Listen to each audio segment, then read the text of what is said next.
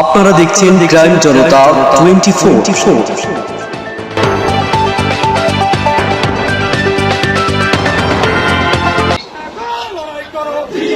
বাংলাদেশ জাতীয়তাবাদী স্বেচ্ছাসেবক দলের ৪৪তম প্রতিষ্ঠা বার্ষিকী উপলক্ষে বর্ণাঢ্য র্যালি সহ আলোচনা সভার আয়োজন করা হয়। উক্ত আলোচনা সভায় সভাপতিত্ব করেন নিজামুর রহমান নিজাম, ভারপ্রাপ্ত আহ্বায়ক, বরিশাল জেলা স্বেচ্ছাসেবক দল। অনুষ্ঠান সঞ্চালনা করেন কামরুল আহসান, সদস্য সচিব, বরিশাল জেলা স্বেচ্ছাসেবক দল। প্রধান অতিথি হিসাবে উপস্থিত ছিলেন বিএনপির জাতীয় নির্বাহী কমিটির সদস্য, বরিশাল জেলা দক্ষিণ বিএনপির আহ্বায়ক আবুল হোসেন খান, সদস্য সচিব অ্যাডভোকেট আবুল কালাম শাহীন।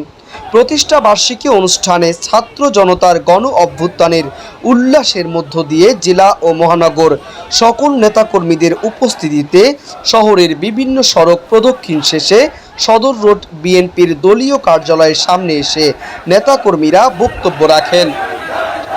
তাদের দীর্ঘ 16.5 বছর বা 16 বছর পর্যন্ত একটা দুঃশাসনের কবলে ছিল, যেখানে মানুষের বাক স্বাধীনতা ছিল না কোনো মানুষের অধিকার।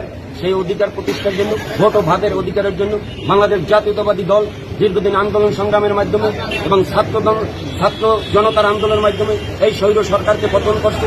যে একটি অন্তর্বর্তীকালীন সরকার গঠন হয়েছে, সেই সরকারের কাছে আমাদের উদারতা। বক্তব্যে বলেন, দলের শৃঙ্খলা মেনে সকলকে ঐক্যবদ্ধ হয়ে কাজ করতে হবে। ক্রাইম জনতা 24, হুসাইন বিল্লাল, ডেস্ক রিপোর্ট।